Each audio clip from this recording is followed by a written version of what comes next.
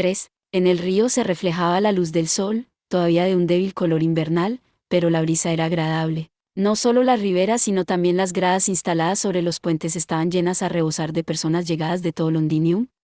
Mejor dicho, a la vista de los gritos en lenguas variadas que llenaban el ambiente, el público no era exclusivamente del país. Desde los aristócratas vestidos con frac y sombrero de copa hasta el pueblo bajo con sus trajes agujereados, todos animaban con pasión, esperando que empezara la regata del Támesis. Cada región tenía sus rituales que anunciaban el fin del invierno. En Albión, donde la primavera siempre se hacía esperar, era sin duda la Royal Ligata, que se celebraba cada año, a finales de marzo. La regata, en la que competían botes de 8 países, tenía sus orígenes en las competiciones universitarias de antes del Armagedón. Los países participantes eran, además de Albión y sus territorios de Escocia, Gales y Erin, los 3 grandes reinos continentales, el de Hispania, el franco y el germánico, y un equipo enviado desde Roma para representar al arzobispo de Canterbury. La regata la financiaban la Casa Real y el resto de aristócratas de Albión. Las clases altas del país, antes que actividades intelectuales, preferían las artes sensoriales, como la música o la pintura, pero lo que más les interesaba de todo eran los pasatiempos físicos, como los deportes y la caza.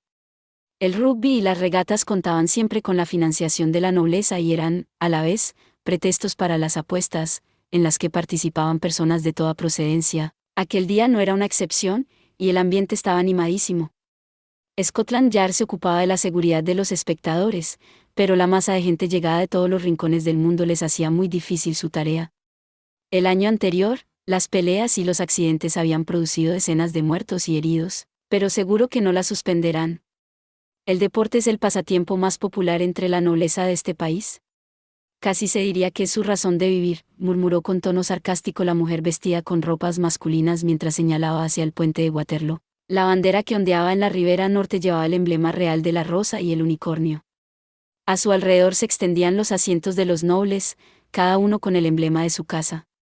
Debido a la enfermedad de la reina, muchos lugares estaban vacíos, pero el espacio reservado a los vizcondes y barones estaba lleno a rebosar, así como los de los altos funcionarios de la alcaldía y los gremios. En la ribera sur se habían instalado los miembros de la baja nobleza.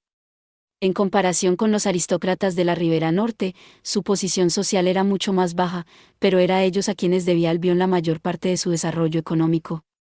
La animación de sus gradas mostraba que para la nobleza la regata era un importante acontecimiento social. Era en uno de aquellos asientos donde Mary, vestida elegantemente con frac y sombrero de copa, charlaba con la muchacha. El Derby de Ascot, la Premier League de fútbol y la Royal Ligata.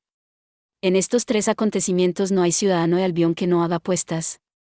Si hubiera fallecido ya su majestad sería distinto, pero mientras siga viva se celebrarán. No los pararía ni una guerra. De hecho, provocaría mucha más violencia suspenderlos. Ya veo que a la gente de este país le encanta el juego, comentó la muchacha, vestida con una falda con pechera. Observando las elegantes parejas que se apresuraban a ocupar sus asientos, Esther tenía el rostro intranquilo. Estaba nerviosa en parte por tener que haberse puesto ropas de seglar, pero sobre todo por encontrarse sin protección alguna en medio de la masa. Mary la había invitado y se había ofrecido a hacerle de guardaespaldas, pero aquello no la tranquilizaba. Aunque no hubiera ningún ataque terrorista, no se desataría el pánico si alguien se percataba de la presencia de la santa. Además, no era ella sola quien se había camuflado. La acompañaba a alguien mucho más importante. ¿Estáis bien, Santidad?, preguntó Esther al adolescente que las acompañaba en silencio. El papa estaba inmóvil como una estatua y completamente pálido. Si os sentís indispuesto podemos volver al palacio. Yo os acompañaré. Estoy bien, hermana Esther, respondió Alessandro, con un hilillo de voz, secándose el sudor frío de la frente. Sería de mala educación irse ahora. Ya que nos han invitado. No te preocupes por mí, pero bueno, ¿no dice su santidad que está bien? ¿Por qué no dejarle que disfrute de la regata? La voz encantadora que interrumpió a Esther no fue la del adolescente que sudaba la gota gorda ni la de la mujer vestida de frac. La recién incorporada a la conversación era la mujer que tenían sentada detrás, rodeada de chicos y chicas de aspecto angelical. Por su tono, se adivinaba que estaba acostumbrada a que la obedecieran sin rechistar. Jugueteando con los cabellos adornados con piedras preciosas, la duquesa de Erin, Calamity Jane, lanzó una mirada llena de doble sentido a Esther. Y yo que pensaba que podría disfrutar de un rato íntimo en compañía de la santa. ¿Por qué no vamos a hablar a algún sitio donde nadie nos moleste? Tengo tantas cosas que preguntar sobre Roma, siento informaros de que es imposible. Mi deber es no separarme de su santidad, rechazó apresuradamente Esther, ante la sonrisa libidinosa que le lanzaban, sin que pudiera evitar una expresión de disgusto. Encima todo aquello era por culpa de que a la noble caprichosa le había entrado la obsesión de ir a ver la regata con la santa de Istvan. Por supuesto, Esther se había negado en redondo, pero el aristócrata había empezado a decir, menor que, o sea que el Vaticano envía al Papa y a la santa a ver a la reina, y luego no me quieren hacer ni un pequeño favorcito. Esto es favoritismo, mayor que. Temiendo que aquello pudiera convertirse en un incidente internacional, Esther había acabado por ceder, pero entonces había sido Alessandro quien había intervenido, diciendo: yo también iré, el Papa, la Santa y la Duquesa, todos de incógnito. Si ocurría cualquier cosa, aquello podía desembocar incluso en una guerra. Como si no tuviera bastantes problemas con el tema de la sucesión y de aquel periodista. Además, ni Abel ni el profesor habían vuelto a aparecer, con lo que en la práctica estaba completamente sola. ¿Seguro que estáis bien? Ay, cómo me duele la barriga. ¿Qué os ocurre, hermana Esther? Preguntó Mary. ¿Necesitáis algo? ¿Queréis que os traiga alguna medicina? No, no os preocupéis por mí. Son los nervios. Pero coronel, ¿estáis segura que es adecuado que estemos aquí? Esther se dirigió a la única persona a quien podía encomendarse en aquella situación, mientras la duquesa seguía refunfuñando y el papa miraba nerviosamente a su alrededor como un perrito al que hubieran soltado dentro de la jaula de un animal carnívoro. El público conoce mis facciones. Si alguien se dé cuenta de que estoy aquí, esto puede ser. Ah, ¿es eso lo que os preocupa? No hay por qué inquietarse.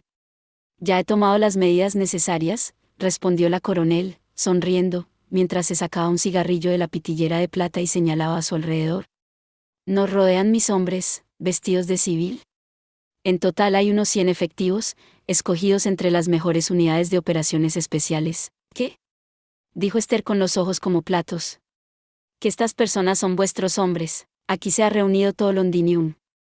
¿De verdad pensabais que íbamos a dejar que viniera de incógnito Jane, digo, la duquesa de Erin, acompañada además del Papa, sin preparar ninguna protección? El rostro de sorpresa de Esther hizo que Mary soltara una breve risa. Extendiendo un dedo ante los labios con cara traviesa, murmuró en voz baja, para que solo la monja pudiera oírla. Pero no le digáis nada a la condesa, por favor, o saldrá con otra de las suyas. Ah, y solo tenemos hombres estacionados en esta zona. Por eso, no salgáis de aquí pase lo que pase. Y el Papa tampoco, por supuesto, entendido. Estaba claro que mientras los agentes no volvieran a aparecer, la única persona en la que podía confiar era en Mary. Esther se sentía como si estuviera nadando sola en medio del mar embravecido y por fin hubiera encontrado algo a lo que asirse. En aquel caso podía estar tranquila. Con un suspiro de alivio, se dio la vuelta hacia el río Támesis. Todavía no se veía ninguno de los 8 botes de la regata, pero por los altavoces gigantes se oía la retransmisión radiofónica que narraba la carrera. En aquellos momentos, los botes de Albión y Erin se acercaban a la meta en una competición muy reñida. No estaba claro quién se llevaría el trofeo, pero no había duda de que sería uno de los dos. Los espectadores gritaban emocionados las apasionadas explicaciones de los locutores. Parece que Roma no va a ganar, dijo Alessandro, con una débil sonrisa. Para alguien con sus problemas psicológicos, el simple hecho de estar en medio de aquella multitud suponía una presión enorme. Sin embargo, el adolescente se esforzaba todo lo que podía para evitar que sus acompañantes se preocuparan.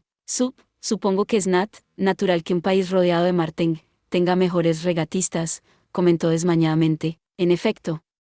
No es por fardar, pero nadie supera a nuestros equipos en aguante y en técnica. Quien respondió así a las palabras del Papa fue Jane. Por su aspecto, más que una aristócrata de Albión, parecía una cortesana de Roma. Probablemente las posibilidades de victoria de su equipo la había puesto de buen humor, porque le posó la mano a Esther en la rodilla, diciendo: «Tampoco nos supera nadie en pasión. Santa, ¿me haréis el honor de venir a visitarme esta noche? Hay tantas cosas que quiero confesar. ¿Podéis escuchar los pecados de esta oveja descarriada? ¡Qué hambre me ha entrado de repente!». Esther se levantó de un salto para eludir la mano que le subía por la pantorrilla. Sintiendo como un sudor frío le recorría la espalda, se dirigió a Mary. «Coronel Spencer, me gustaría comer algo». «¿Coronel?»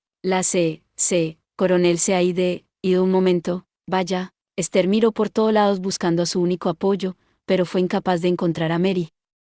Ante ella no estaban más que el adolescente pálido y la duquesa, que se relamía sonriente ante su presa. ¿Qué decís, santa? Si no os va bien esta noche, podemos hacer una excursión otro día. Londinium es muy grande. No faltan lugares para que dos mujeres puedan hablar de amor en la intimidad. Pero ¿no era que queríais confesaros? Ni siquiera cuando había vagado sola por las tuberías subterráneas de Cartago había tenido tanto miedo. Como pudo, Esther se quitó de encima a la mujer que le susurraba con voz cálida al oído. ¡Ey, ey, ey! ¡Ay, ay! Gritó entonces Alessandro, agarrándose la barriga. Me duele mucho, santidad. ¿Estáis bien? Palideciendo ella también, Esther le tomó de la mano. Si les ocurría algo allí, podían tener muchos problemas. ¿Qué os duele? Ya os operaron del apéndice, ¿verdad? ¿Qué puedo hacer? Creo que son los nervios, explicó el adolescente, con voz ahogada. Solo necesito salir un rato de aquí y me pondré bien. ¿Salir de aquí? Esther repitió las palabras del Papa sin saber qué hacer. Mary le acaba de decir que por nada del mundo salieran de la zona vigilada. Sin embargo, Alessandro no dejaba de mirar a todos los lados con una expresión cada vez más intranquila. Mary aún no había aparecido y Esther no era capaz de discernir quiénes de entre las personas de su alrededor eran agentes de seguridad. La duquesa de Erin, por su parte, al oír que el Papa se encontraba mal, se había retirado a su asiento para que no la molestaran. De acuerdo, pues. Vamos a salir un momento. Tomamos un poco de aire fresco y volvemos enseguida. Esther suspiró, pensando que si querían salir de allí aquella era su única oportunidad. ¿Os encontráis mejor?, preguntó Esther al adolescente, que disfrutaba con los ojos cerrados de la brisa del río. El sol estaba empezando a ponerse y el aire se enfriaba por momentos. No debía de faltar mucho para que apareciera el bote de cabeza. Se encontraban lejos del puente de Waterloo, en el Embankment, una amplia construcción parecía un dique. Allí había varios vapores anclados, pero parecía que la zona estaba restringida, porque no había gradas para espectadores. Algunos ciudadanos pasaban a pie o en coches de caballos para intentar ver al menos el final de la carrera. En la calle habían empezado a montar tenderetes, anticipando la llegada de más gente. El área se estaba volviendo más y más animada. Antes de que se llenara de gente, sería mejor que regresaran a sus asientos. Esther volvió a dirigirse a Alessandro, que seguía apoyado en una farola. Ya os veo mejor color. Si no os encontráis bien, quizás sería adecuado que os viera el médico. ¿Queréis que lo avise? Estoy bien. No, hace falta llamar al médico. Alessandro tartamudeaba, como siempre, pero su expresión era decidida como pocas veces. Esbozando una sonrisa dijo: La verdad es que no me encontraba mal. No te preocupes, pero antes, he dicho una mentira. Como he visto que la duquesa te estaba metiendo en un apuro, he pensado que eso te ayudaría. Pero estoy bien, de verdad. Vaya, era eso. Me habéis asustado un poco. Pero gracias por preocuparos así por mí. Esther nunca habría imaginado que Alessandro fuera capaz de algo así, pero intentó disimular su sorpresa sonriendo. Azorada, sois muy bien actor. A mí me habéis convencido completamente. Sí. Bueno, me alegro de haber servido de algo, respondió el adolescente enrojeciendo, pero alegre por los cumplidos. Cuando digo mentiras me pongo muy nervioso. ¿Es que no se me da muy bien? Pero también ha sido divertido. Claro que no es muy digno de un eclesiástico decir esto. No digáis eso. ¿No dice la Biblia que autem graditur sapientis te salvavitur? Quien camine en la sabiduría se salvará, ha sido vuestra sabiduría la que me ha rescatado. No os menospreciéis de esa manera, que no me menosprecie. Alguien me pidió una vez que no me mofara de mí mismo. Alessandro puso una expresión triste, como si las palabras de Esther le hubieran llegado muy adentro. Viendo pasar a la gente, dijo, con un suspiro: Esa persona se sacrificó para salvar muchas vidas. Pero yo no puedo cumplir la promesa que le hice. Prometí que sería un gran papa, pero si hacéis todo cuando está en vuestra mano. Ahora mismo, por ejemplo. Como vuestra hermana no puede acompañaros, habéis venido solo hasta Albión. Eso es magnífico. ¿Seguro que la persona a quien le hicisteis esa promesa estaría orgullosa de vos? Aunque os entiendo, yo también le prometí algo a alguien. Pero aún necesito algo más de tiempo para cumplirlo. Esther, ¿a quién le hiciste tu promesa? Preguntó Alessandro, contento de ver que la joven caminaba por su misma senda, o quizás simplemente alegre de que alguien le quisiera consolar. Y añadió sonriente, sea quien sea, rezaré para que puedas cumplirla pronto. Muchas gracias. Espero que también llegue el día en que podáis cumplir la vuestra. Sin dejar de sonreír, los dos dirigieron la mirada al río. El sol poniente brillaba sobre la superficie del agua. Sus destellos parecían repetirse eternamente, pero de hecho ninguno era igual a otro. Esther y Alessandro se quedaron contemplando el río en silencio, cada uno recordando a la persona a la que habían perdido. ¡Ay, qué tarde que se ha hecho! Gritó Esther al levantar la mirada hacia la ribera de enfrente. El Big Ben, el reloj de la torre del Parlamento, que se elevaba recortándose contra el cielo, ya marcaba las 3. Aunque le siguieran guardaespaldas de paisano, lo mejor sería volver enseguida. Santidad, es preferible que regresemos. La carrera terminará de un momento a otro. Sí, tienes razón. El adolescente asintió con expresión seria, pero inmediatamente se ruborizó de nuevo. El estómago le había sonado de manera inconfundible, reclamando algo de comida. ¿Tenéis hambre, Santidad? Ah, no, no es eso. Yo no. No os preocupéis. De hecho, yo también empiezo a estar hambrienta. Vamos a comprar algo de comer. ¿Qué os parece eso? Esther se fijó en uno de los tenderetes que acababan de abrir en la zona donde se encontraban. Un hombre mayor estaba desplegando una pancarta que decía, menor que tos FIC. El mejor de Londinium mayor que. FIC era la abreviatura de Fish and Chips, un plato de bacalao acompañado de patatas fritas. Esther sabía que era la comida favorita de la gente de Albión y siempre había querido probarla.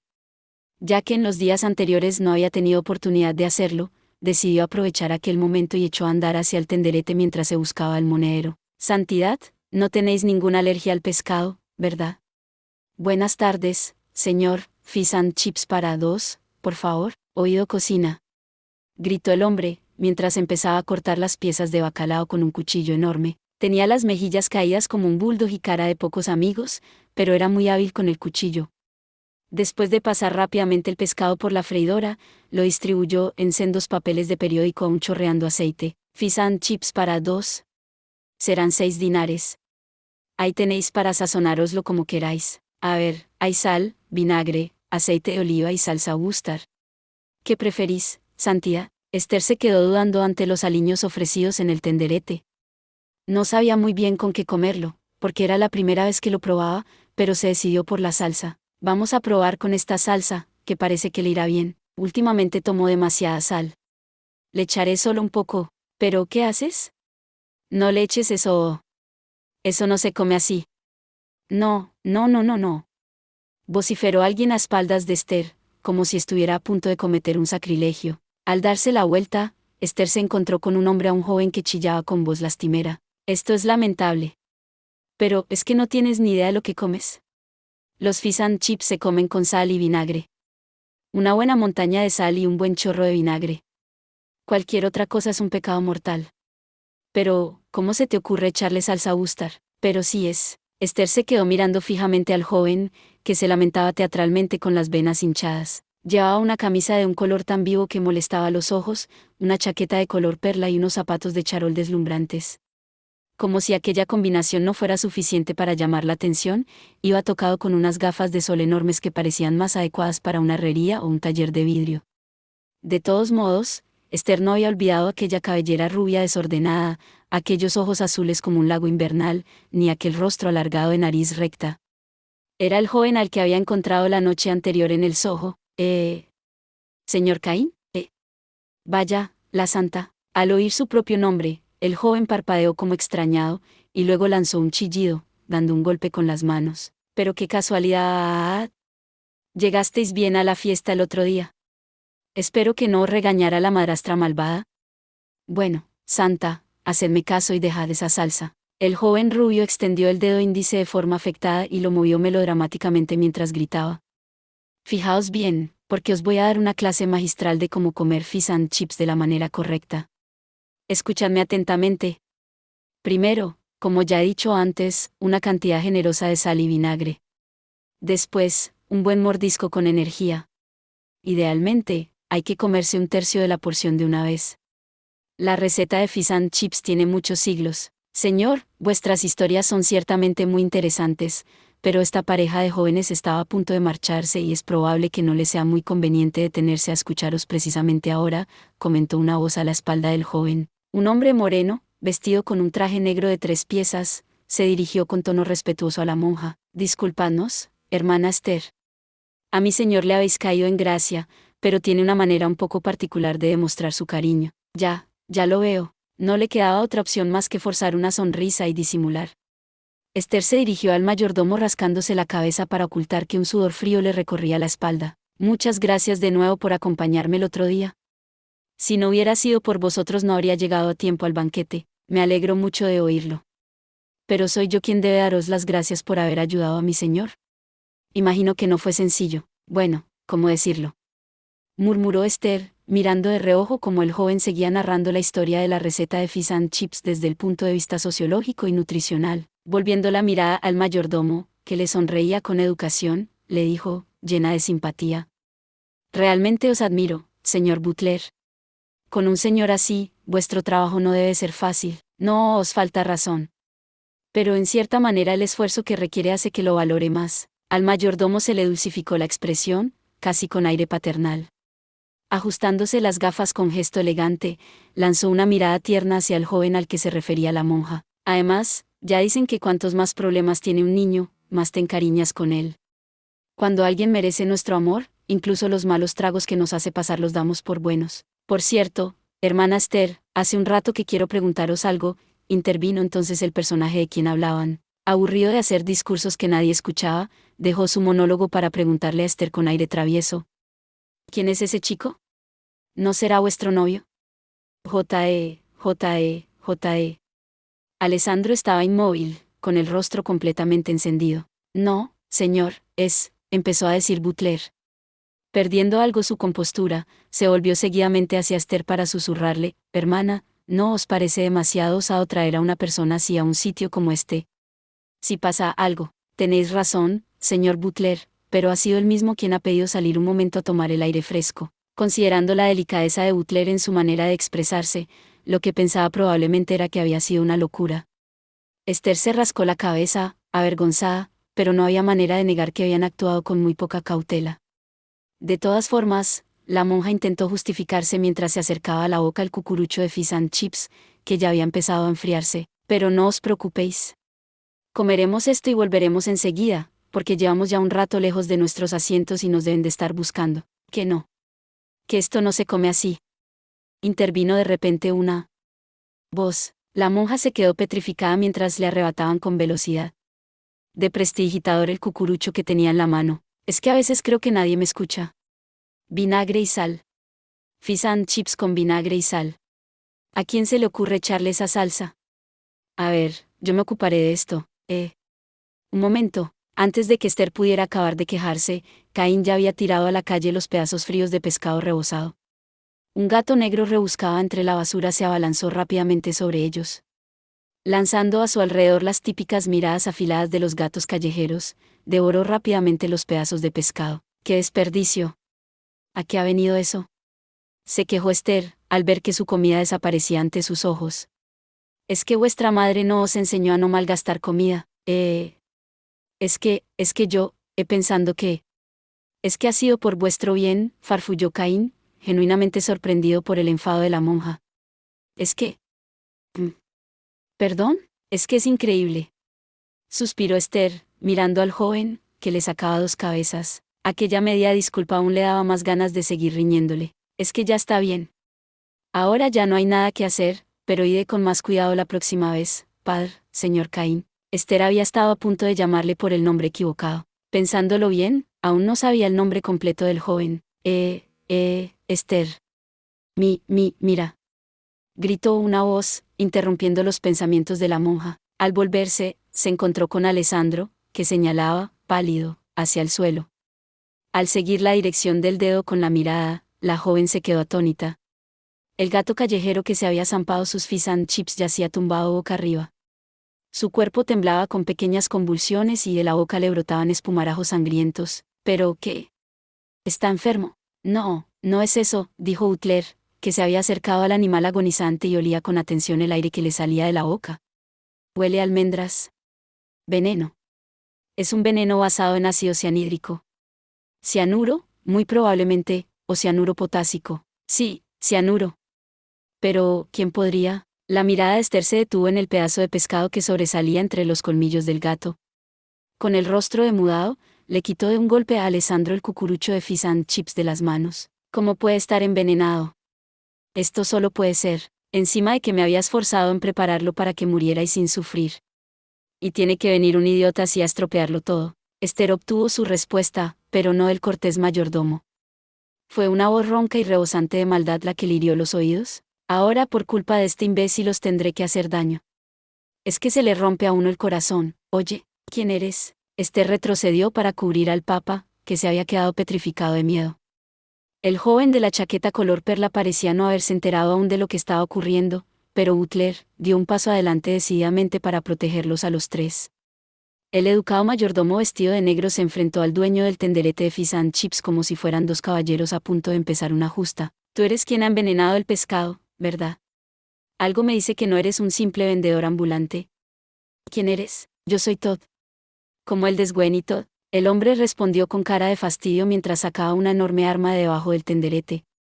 Como si no se diera cuenta de que los transeúntes empezaban a volverse y a ver que allí ocurría algo fuera de lo normal, plantó sobre la mesa el arma automática con un trípode y le introdujo un cargador. Alguien me ha encargado que elimine a ese mocoso. Antes de que nadie tuviera tiempo de decir una palabra más, el arma escupió una terrible ráfaga de fuego. Vaya país más rico. Y qué bonito, susurró la hermana Paula, admirando los destellos dorados del sol que se reflejaban en el río. Su mirada se dirigía a las tranquilas aguas, pero su atención estaba fijada en la oficial que fumaba a su lado. Con un tono despreocupado, como si estuviera hablando de las últimas adquisiciones de la biblioteca, entró directamente en materia. Hace un rato estaba consultando los datos del ISTEN.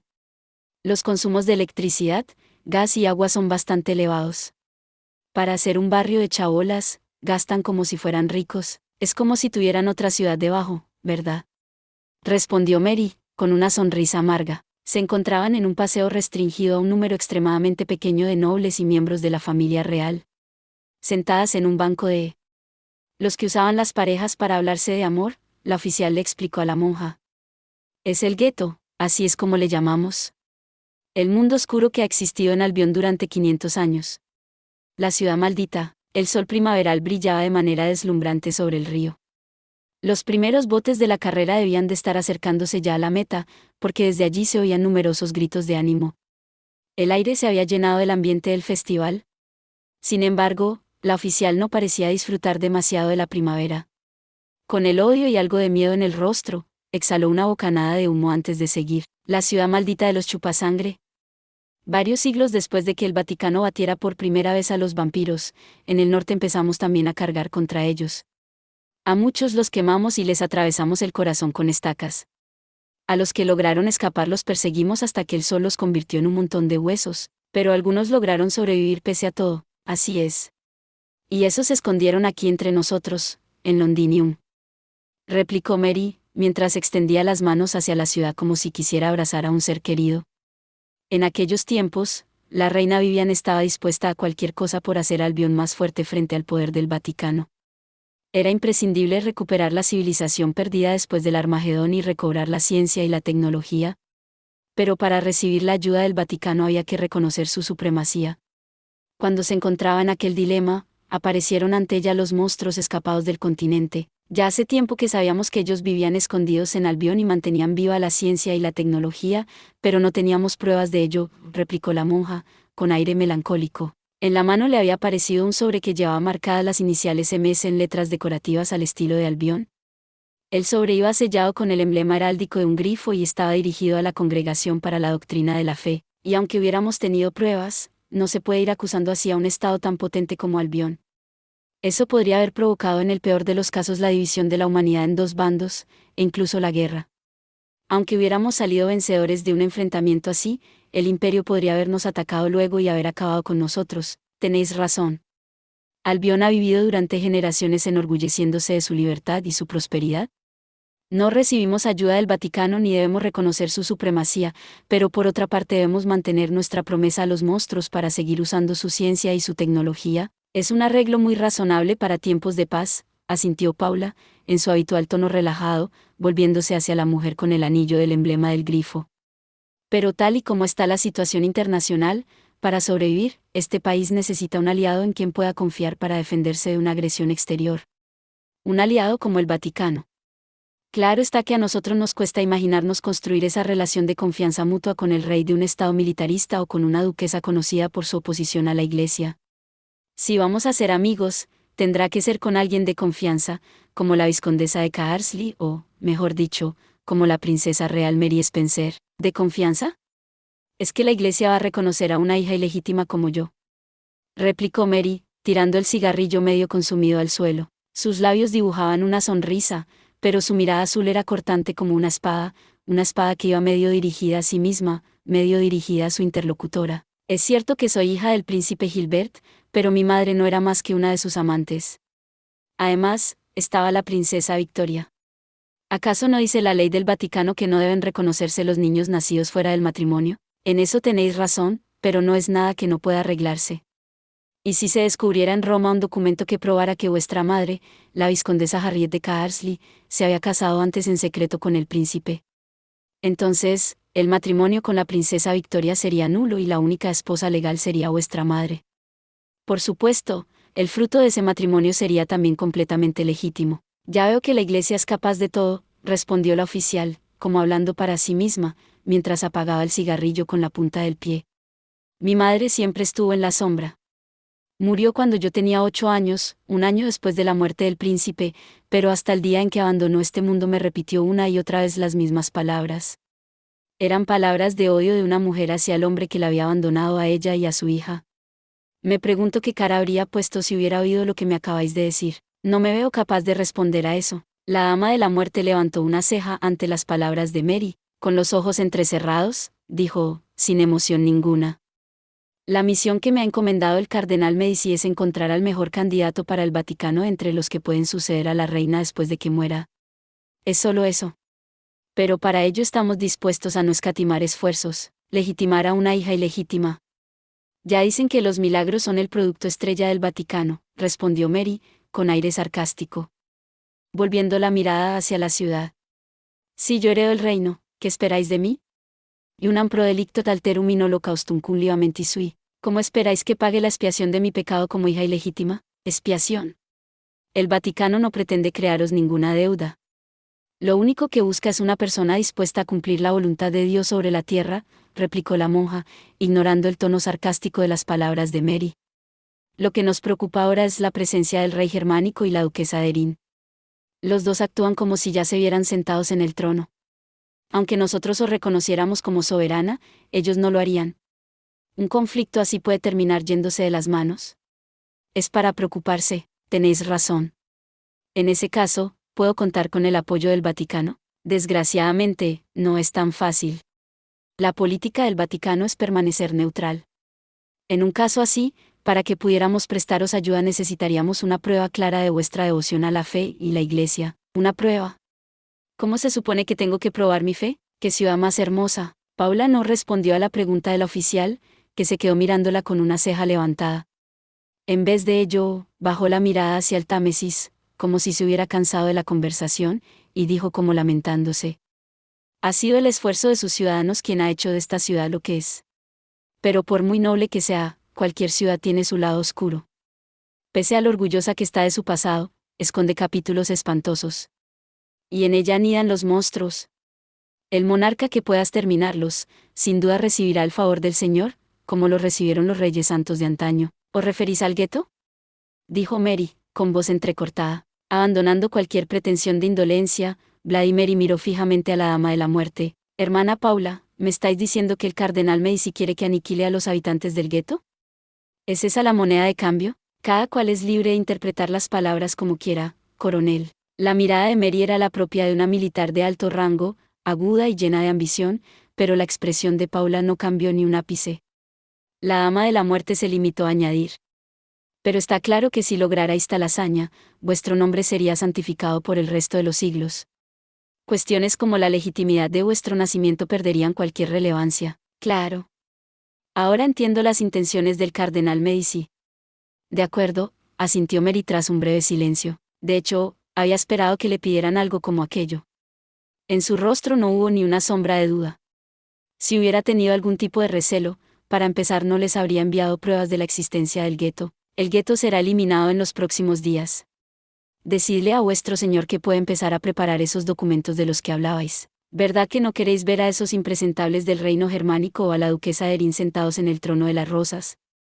Pues más os vale empezar a apoyarme pronto, como os parezca. Mary tenía la expresión de una joven reina decidida a enfrentarse cara a cara con su propio destino y a conquistarlo con su ambición. Al mismo tiempo que le hacía una reverencia respetuosa, la monja no pudo ocultar un cierto aire de satisfacción. «Mira, mira», gritó de repente una voz. Al girarse hacia ella, vieron a una joven pareja que señalaba hacia el río con hesitación. Las dos mujeres volvieron la mirada hacia el agua y se quedaron petrificadas. En la superficie del río había aparecido una espuma negruzca. ¿Sería algún gas acumulado en el fondo que había salido levantando fango? No, no era eso. Tanto Paula como Mary habían visto antes aquella línea de espuma. Eso es, un torpedo. Hay un submarino en el río. Excelencia, poneos a cubierto. Justo cuando Paula agarró del brazo a la sorprendida coronel, una explosión terrible resonó en el aire y varias columnas de agua se elevaron del río para caer con fuerza sobre la ribera. Eso es todo por este video. Espero que hayas disfrutado de la narración de esta emocionante novela web o ligera. Si te gustó el video y quieres ver más contenido como este, te invito a que te suscribas y le des me gusta al video. De esta manera, me ayudas a crecer y a seguir compartiendo historias emocionantes contigo. No te pierdas ningún video más. Gracias por tu apoyo.